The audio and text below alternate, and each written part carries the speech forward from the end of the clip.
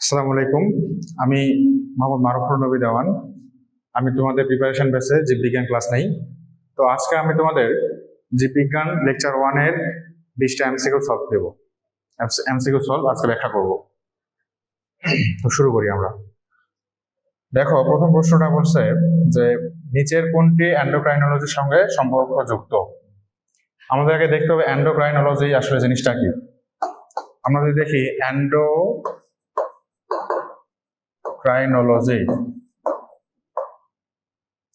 এখানে এন্ডো মানে হচ্ছে ভেতরে,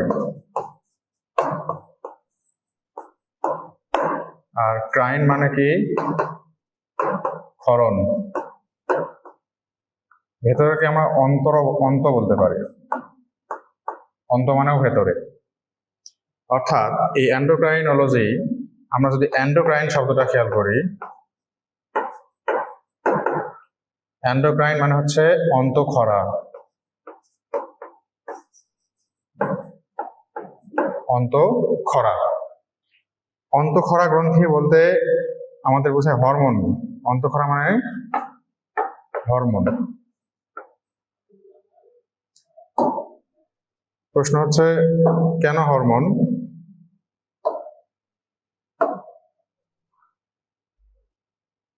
দেখো, একগুচ্ছ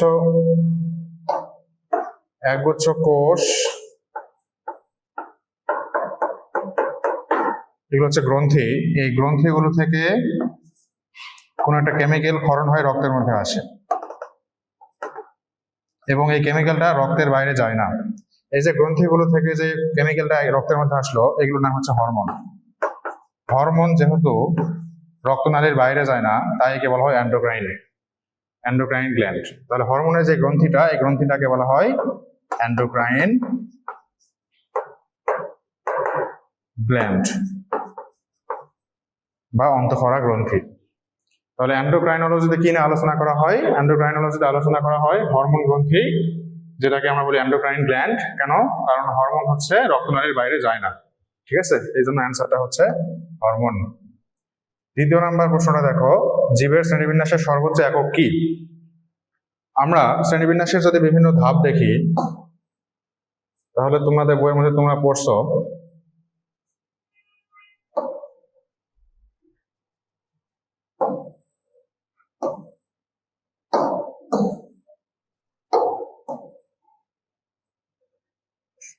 আচ্ছা, 2 নম্বর প্রশ্ন বলছে শ্রেণীবিন্যাসের সর্বোচ্চ একক কি?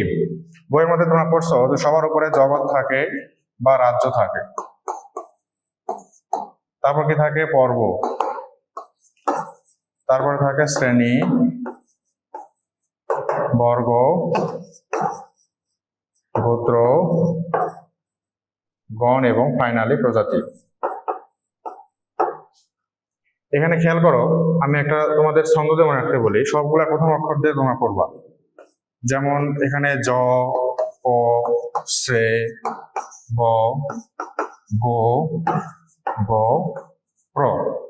তাহলে যদি একসঙ্গে পড়ো, জ, ক, শ্রে, ব, গো, গ, প্র, এভাবে মনে রাখবা। হ্যাঁ, তাহলে জ দেখি প্রথমটা হচ্ছে জগৎ বা রাজ্য। তাহলে সবার উপরে কি আছে?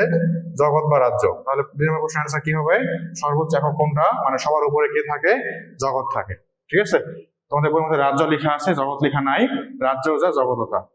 আর অবশ্যই এগুলো ইংলিশ টার্মগুলোও পড়বা। বইয়ের মধ্যে এগুলো ইংলিশ লেখা আছে, যেমন জগৎ বা রাজ্যের লেখা আছে কিংডম, পর্বের ফাইলাম, শ্রেণীর ক্লাস, বর্গের লেখা আছে, এগুলো পড়ে ফেলবা।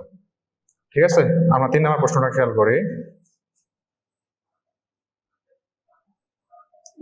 3 নম্বরটা দেখো, 3 নম্বর প্রশ্ন হচ্ছে ICZN এর পুনরূপ কি? এটা পুরোটাই মুখস্থ। International code of zoological nomenclature. হ্যাঁ, এটা মুখস্থ করবা। 4 নম্বর দেখো, কাঁঠালের বৈজ্ঞানিক নাম কি? এটাও মুখস্থ, আর্টোকার্পাস এরারোফাইলাস।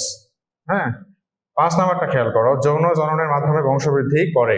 আচ্ছা, এখানে ফানজাই খেয়াল করো, যৌন জনন কাদের হয়? আমাদের যে 5টা রাজ্য আছে, 5টা রাজ্যের মধ্যে 5টা রাজ্য কি কি? মনেরা, 1 নম্বর হচ্ছে মনেরা, তারপর প্রতিষ্ঠা, 3 নম্বর কি? ফানজাই, 4 নম্বর প্লান্টি, 5 নাম্বার হচ্ছে অ্যানিমেলিয়া। এর মধ্যে প্লান্টি এবং অ্যানিমেলিয়া এই দুইটাতে যৌন জনন ঘটে। এগুলোতে কি ঘটে? যৌন জনন ঘটে। হ্যাঁ, প্রতিষ্ঠাতেও যৌন জনন ঘটে, এখানেও যৌন জনন ঘটে। কিন্তু প্রতিষ্ঠার যৌন জনন এবং প্লান্টির যৌন জননের মধ্যে পার্থক্য কি? পার্থক্য হচ্ছে প্লান্টি বা অ্যানিমেলিয়াতে যৌন জননে শুক্রাণু ডিম্বাণু আলাদা থাকে। হ্যাঁ, শুক্রাণু ডিম্বাণু দেখতে কেমন আমরা সবাই জানি, শুক্রাণু এবং ডিম্বাণুটা দেখতে আলাদা আলাদা। কিন্তু প্রতিষ্ঠাতে যে যৌন জনন ঘটে সেখানে শুক্রাণু ডিম্বাণুকে আলাদা করা যায় না, অর্থাৎ এখানে গ্যামেট গুলো দেখতে একই রকম। হ্যাঁ, এদের যে যৌন জনন প্রক্রিয়া সেটাকে কি বলা হয়? কনজুগেশন। সে প্রক্রিয়ার নাম হচ্ছে কনজুগেশন। কনজুগেশন মানে কি? কনজুগেশন মানে হচ্ছে এখানে শুক্রাণু ডিম্বাণু দেখতে একই রকম, শুধু এদের ভেতরের যেই জিনগত জৈবিক যে পরিবর্তন সেটা থাকে, কিন্তু তাদের আকার আকৃতি গঠনটা একই রকম। আর মনেরাতে কখনো জনজনন হয় না, ফানজাইতেও জনজনন হয় না। তাহলে ফানজাই বংশবিস্তার কিভাবে হয়? ফানজাই বংশবিস্তার হয় হচ্ছে হ্যাপ্লয়েড স্পোর দিয়ে। ফানজাই বংশবিস্তার কিভাবে হয়? হ্যাপ্লয়েড স্পোর দিয়ে।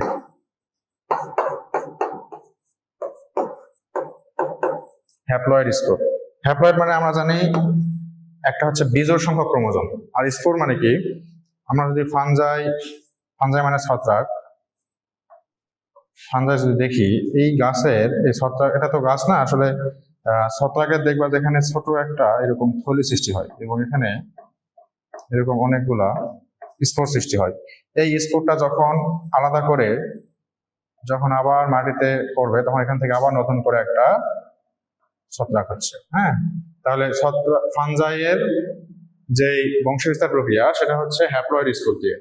তাহলে কিভাবে হয়? এই যে এখানে একটা হ্যাপ্লয়েড স্পোর, এই স্পোরটা আবার যখন কোনো একটা উপযুক্ত পরিবেশ পায় তখন আবার নতুন করে নতুন ফাঙ্গাস সৃষ্টি করে। ঠিক আছে? আচ্ছা, তাহলে এখানে কোনটা হবে অ্যান্সার? 2 ও 3 হবে। হ্যাঁ, কেন? কারণ ফানজায়ে যৌন জনন ঘটে না, ফানজায়ে কি ঘটে? হ্যাপ্লয়েড স্পোর দিয়ে বংশবিস্তার করে। তোমাদের 9-10 বইয়ে যৌন জননের কথা লেখা নাই, কিন্তু ইন্টারমিডিয়েটে লেখা আছে ফানজায়ে যৌন জনন ঘটে। তো আমরা যেহেতু 9-10 পড়ো, সুতরাং তোমরা এসএসসিটাই ফলো করবা, ফানজায়ে হ্যাপ্লয়েড স্পোর দিয়ে বংশবিস্তার হয়। আচ্ছা, অ্যানিমেলিয়াতে যৌন জনন ঘটে আমরা সবাই জানি, প্রাণীর ক্ষেত্রে তো যৌন জনন ঘটবেই। প্লান্টিটা যদি আমরা দেখি একটু, প্লান্টির যৌন জননটার নাম হচ্ছে অ্যানাইসোগ্যামাস। এই শব্দটা একটু আমরা বিশ্লেষণ করি, দেখো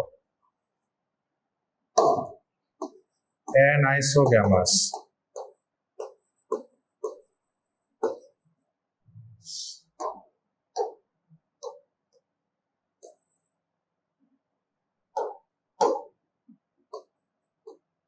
অ্যানাইসোগ্যামাস জীববিজ্ঞানে আমরা রাখবে এ বা এন মানে অ্যাবসেন্ট বোঝায়। অ্যাবসেন্ট মানে কি? নাই। আইসো মানে সেম, অর্থাৎ একই জিনিস। আর গ্যামাস মানে হচ্ছে গ্যামেট বোঝায়। হ্যাঁ, গ্যামেট বোঝায়। আচ্ছা, অর্থাৎ এখানে কি দাঁড়ালো? গ্যামেট গুলা সেম না, গ্যামেট গুলা সেম না। হ্যাঁ, অর্থাৎ আমি যেটা বলতে চাচ্ছি যে অ্যানাইসোগ্যামাসে গ্যামেট কয় প্রকার? 2 প্রকার, শুক্রাণু আর ডিম্বাণু। অ্যানাইসোগ্যামাস মানে বোঝাইছে যে শুক্রাণু ও ডিম্বাণুর আকার একই না, শুক্রাণু ডিম্বাণুর আকার ভিন্ন ভিন্ন। হ্যাঁ, এই জন্য বলা হচ্ছে বইয়ের মধ্যে যে প্লান্টিতে যৌন জনন ঘটে অ্যানাইসোগ্যামাস প্রক্রিয়ায়। আশা করি সবাই বুঝতে পারছো। ঠিক আছে, আমরা পরের প্রশ্নে যাই।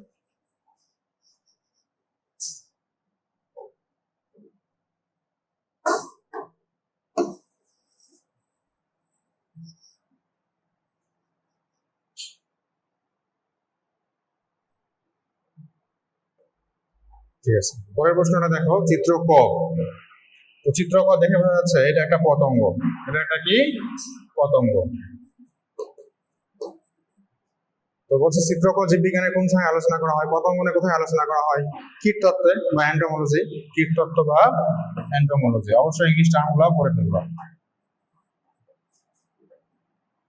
কীটতত্ত্ব বা এন্টোমোলজি। আচ্ছা, 7 নম্বর প্রশ্নটা খেয়াল করো। 7 নম্বর প্রশ্ন বলছে যে চিত্র ক এর বৈশিষ্ট্য হলো, তাহলে চিত্র ক এর বৈশিষ্ট্য কি দেখো, এটি হেটারোট্রফিক। হ্যাঁ, আচ্ছা, প্রথমত কীটতত্ত্ব, এরা পতঙ্গ তো একটা প্রাণী, তাই না? তো প্রাণীরা নিজের খাদ্য নিজে খায় নাকি অন্য, মানে নিজের খাদ্য তৈরি করতে পারে না, এরা কি করে অন্যের উপর নির্ভরশীল, অর্থাৎ উদ্ভিদের উপর নির্ভরশীল। হেটারোট্রফিক এর বাংলা হচ্ছে পরভোজী, এর বাংলা হলো পরভোজী। হ্যাঁ, আমরা যদি শব্দটা দেখি একটু, হেটারোট্রফিক, হেটারো হেটারো মানে পর বা আলাদা, অন্য কেউ, পর বা অন্য বা আলাদা, ঠিক আছে? ট্রফিক, ট্রফিক মানে খাওয়ানো। ট্রফ শব্দ অর্থ হচ্ছে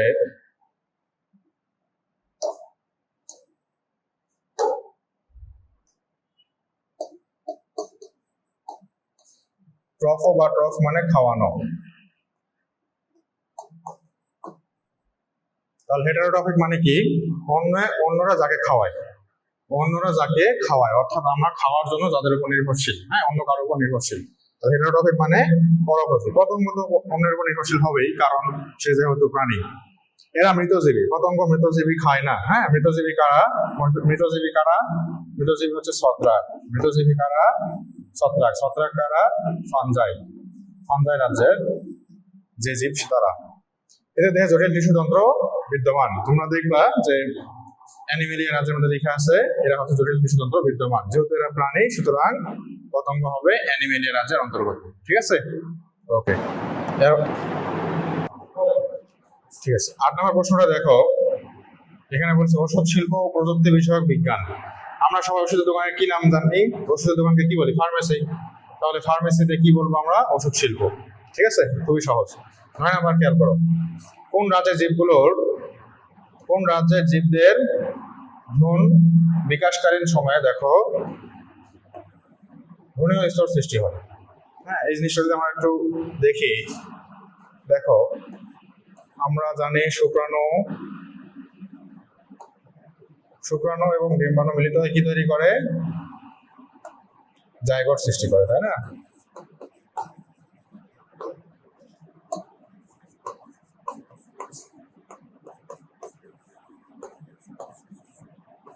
তাহলে খেয়াল করো, বাবার শুক্রাণু এবং মার ডিম্বাণু মিলে কি তৈরি হলো? জাইগোট। এখন এই জাইগোটটা মার পেটের মধ্যে আস্তে আস্তে বড় হওয়া শুরু করবে। তাহলে কি ঘটবে এখানে? জাইগোট হচ্ছে ডিপ্লয়েড, তাহলে এর কোষ বিভাজন করা শুরু করে এবং মাইটোসিস প্রক্রিয়ায় কোষ বিভাজন হয়ে অনেকগুলা কোষ তৈরি করে প্রথমে। হ্যাঁ, এই যে একগুচ্ছ যে কোষ, এখানে যে দশাটা প্রাপ্ত হয় তাকে বলা হয় মরুলা। এই দশার নাম কি? মরুলা দশা। হ্যাঁ, মনে রাখবে জীববিজ্ঞানের নামের শেষে যদি উলা থাকলে সেটা আমরা দশা বুঝবো, দশা বা পর্যায় বুঝবো। ঠিক আছে, তাহলে এর নামের শেষে যেহেতু উলা আছে, তাহলে এটা একটা কি? দশা। কি দশা? মরুলা দশা। মরুলা শব্দটা আসে হচ্ছে মালবেরি শব্দ থেকে। মালবেরি শব্দ থেকে। মালবেরি মানে কি? একগুচ্ছ আঙ্গুর। আঙ্গুরকে যেরকম দেখায় যে একগুচ্ছ আছে, সেটাকে আমরা মালবেরি বলি, তোমরা হয়তো দেখছো অনেকেই। তো সেটা হচ্ছে মরুলা দশা। যেহেতু এটা আঙ্গুরের মতো দেখতে, তাই একে মরুলা দশা বলা হয়। তো মরুলা দশা থেকে যে দশাটা প্রাপ্ত হয় তাকে বলা হয় ব্লাস্টুলা দশা। তো এখানে আসলে কি হয়? এখানে কোষগুলো মাঝখানে একটা ছোট গহ্বর সৃষ্টি করে, হ্যাঁ, যাকে ব্লাস্টোসিল বলে। তাহলে এখানে যে কোষগুলো আছে এগুলো মাঝে একটা গহ্বর সৃষ্টি করছে। এই দশাটার নাম কি? ব্লাস্টুলা। এই ব্লাস্টুলা দশা থেকে যে দশা সৃষ্টি হয় তাকে বলা হয় গ্যাস্ট্রুলা দশা। এবং এই গ্যাস্ট্রুলা দশাতে কোষগুলো এরকম করে বিভিন্ন স্তর সৃষ্টি করে। হ্যাঁ, বিভিন্ন স্তর সৃষ্টি করে।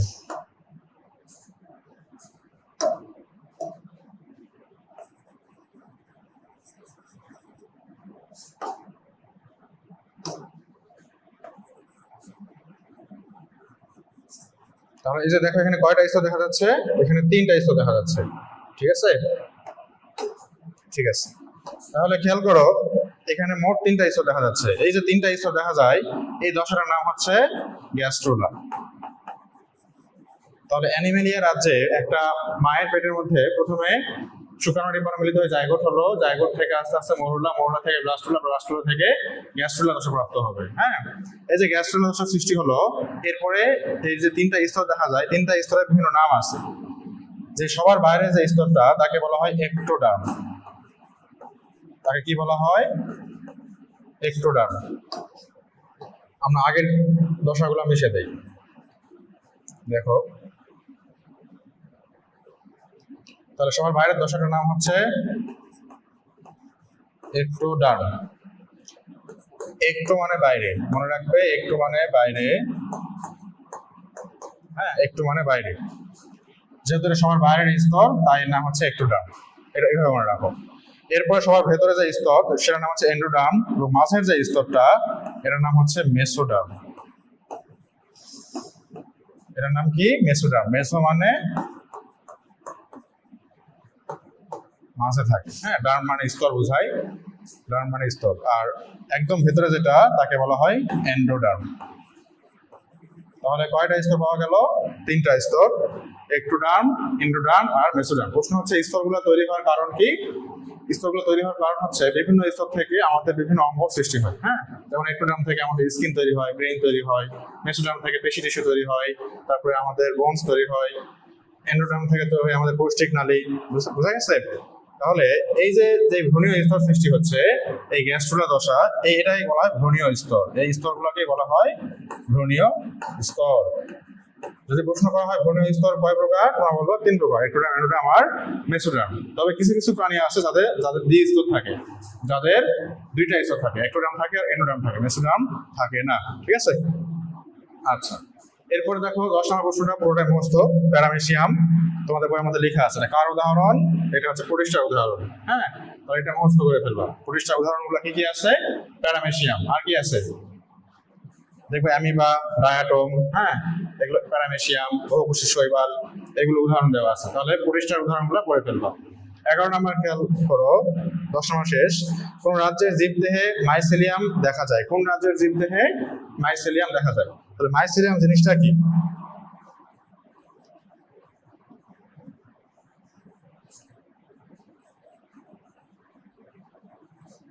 মাইসেলিয়াম জিনিসটা কি আমরা যদি দেখি একটু, এটা সবাই জানো, আমরা এটা ফানজাই, তাই না? দেখা যাচ্ছে ফানজাই রাজ্য। আচ্ছা, কেন ফানজাই রাজ্য? ফানজাই রাজ্যে আমরা জানি, আমি বলি তোমাদের যে ফানজাই রাজ্য যখন পড়বা তখন মনে রাখবে যে ব্যাঙের ছাতা। হ্যাঁ, ব্যাঙের ছাতা, এটা আমরা কিভাবে বলি? এটাকে বলি ছত্রাক, তাই না? তো আমরা সবাই জানি ব্যাঙের ছাতা দেখতে কেমন, এরকম। তো এর নিচে এরকম বড় বড় যে মূলের মতো জিনিসগুলো থাকে, তন্তুর মতো দেখতে, এগুলোর নাম হচ্ছে মাইসেলিয়াম। তাহলে এমনি উদ্ভিদের আমরা কি বলি? মূল। কিন্তু ছত্রাকের ক্ষেত্রে আমরা কি বলবো? মাইসেলিয়াম। হ্যাঁ, আর যে উপরের অংশটা এটাকে বলা হয় ফ্রুট বডি। এটা বইয়ের মধ্যে নাই তোমাদের, তাও মনে রাখো, এটা হচ্ছে ফ্রুট বডি। মেইনলি মাইসেলিয়াম শব্দের অর্থ হচ্ছে সরু সুতা বা তন্তু। সরু সুতা বা তন্তু।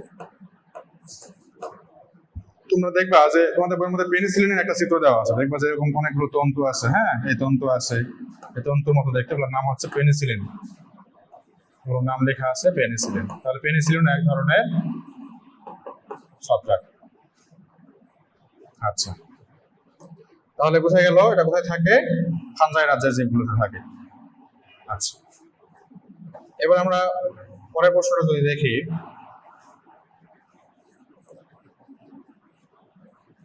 যত উপরের ধাপ। তো শ্রেণীবিন্যাসের ধাপগুলো আমি একটু আগে পড়াইলাম তোমাদের 2 নম্বর প্রশ্নতে। এখানে কি লেখা আছে? শ্রেণীবিন্যাসের যত উপরের ধাপ। এখন সবার উপরের ধাপ কি? রাজ্য। ধরো রাজ্যের মধ্যে কি থাকে? অ্যানিমেলিয়া থাকে। আমরা মনে করো যে কোনো একটা প্রাণীর যদি আমরা শ্রেণীবিন্যাস করি, তাহলে সবার উপরে থাকে হচ্ছে অ্যানিমেলিয়া।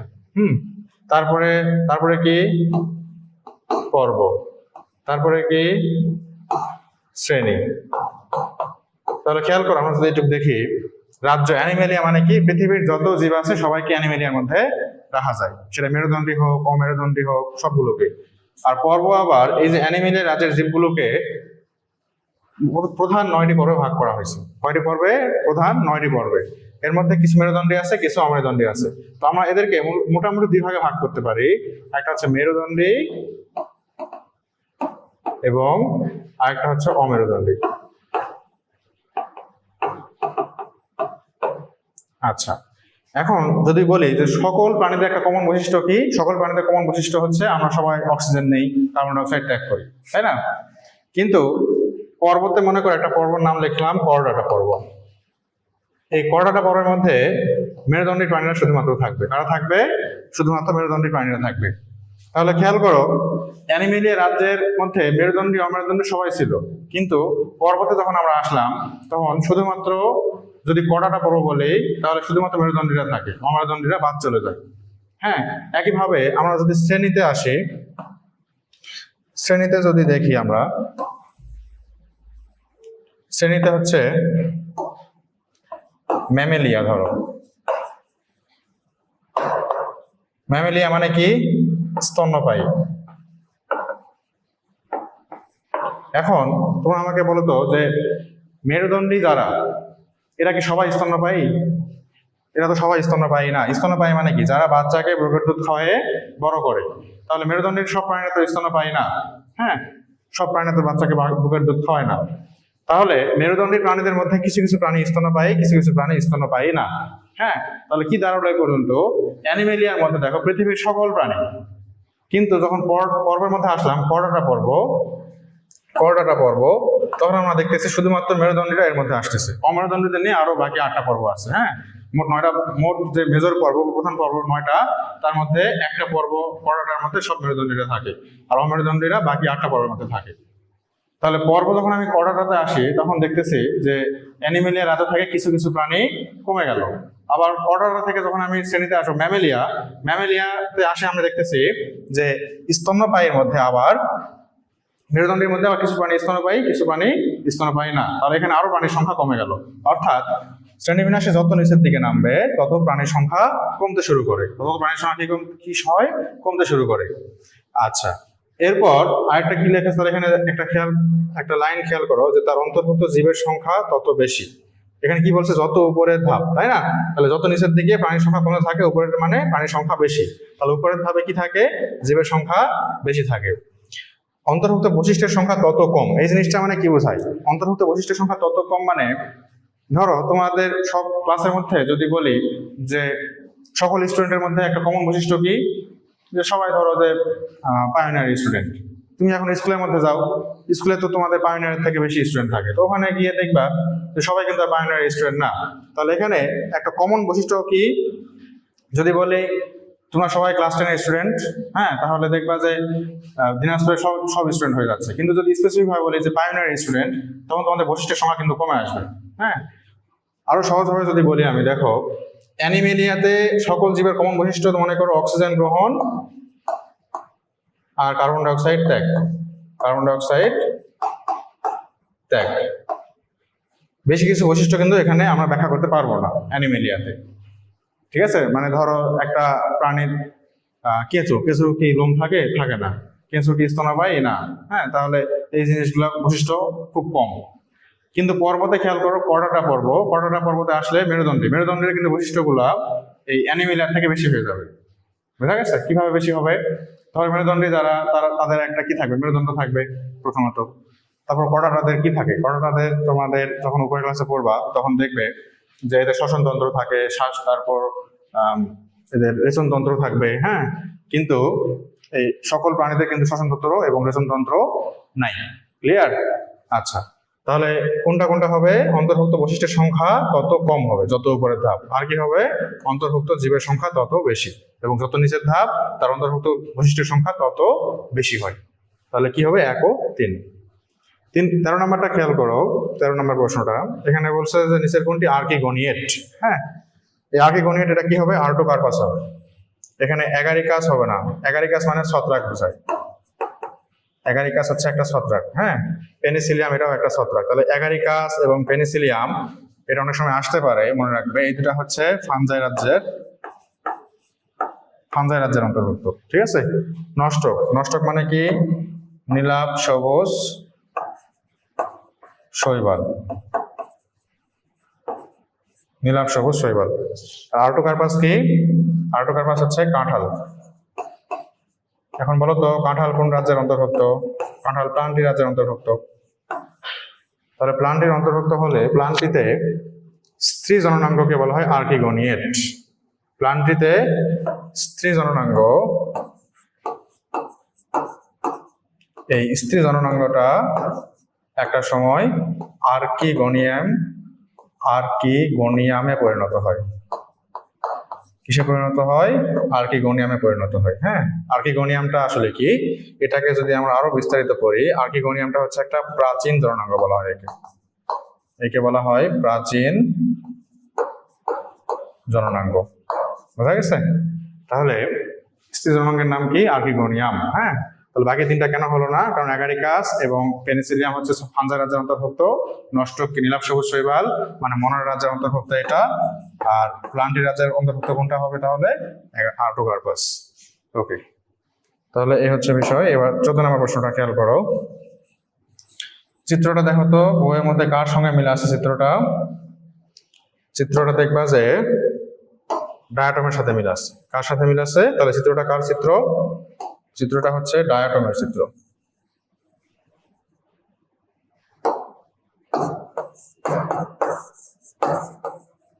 ডায়াটম, ঠিক আছে। আচ্ছা, ডায়াটম। তো ডায়াটম কোন রাজ্যের মধ্যে? প্রোটিস্টা। হ্যাঁ, ডায়াটম প্রোটিস্টার উদাহরণ। উক্ত চিত্রটির সাথে ব্যাকটেরিয়ার সাদৃশ্য আছে যে ক্ষেত্রে। ব্যাকটেরিয়া কোন রাজ্য বলো? ব্যাকটেরিয়া হচ্ছে মনেরা। আর এটা কোন রাজ্য? প্রোটিস্টা। তোমাদের এই জিনিসটা একটু বেসিক জিনিস, সেটা হচ্ছে যে মনেরা এবং প্রোটিস্টা দুইটাই কিন্তু এককোষী। মনেরা এবং প্রোটিস্টা দুইটাই এককোষী, কিন্তু প্রোটিস্টা হচ্ছে প্রকৃতকোষী। প্রোদে আমরা রাখবো প্রকৃতকোষী। প্রোদে কি?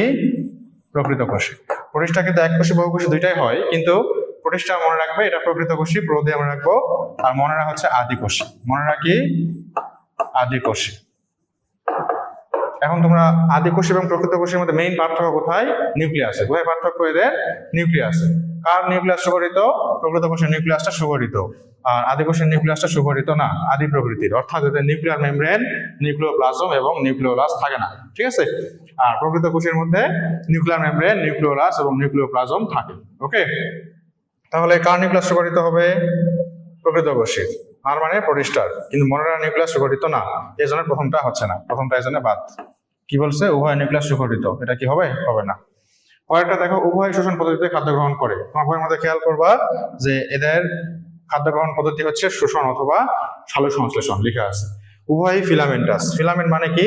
ফিলামেন্ট মানে ফিতা, অর্থাৎ এরা এরকম ফিতা তৈরি করে। হ্যাঁ, এরকম ফিতার মতো করে থাকতে পারে, তাই এদের বলা হয় ফিলামেন্টাস। ক্লিয়ার? তাহলে 2 ও 3 হবে। হ্যাঁ, 16 নম্বরে আসো। 16 নম্বর প্রশ্নটা খেয়াল করো, জাতীয় পশু বৈজ্ঞানিক নাম কি? আমাদের জাতীয় পশুর নাম কি? Royal Bengal tiger. তাহলে রয়্যাল বেঙ্গল টাইগারের বৈজ্ঞানিক নাম কি হবে?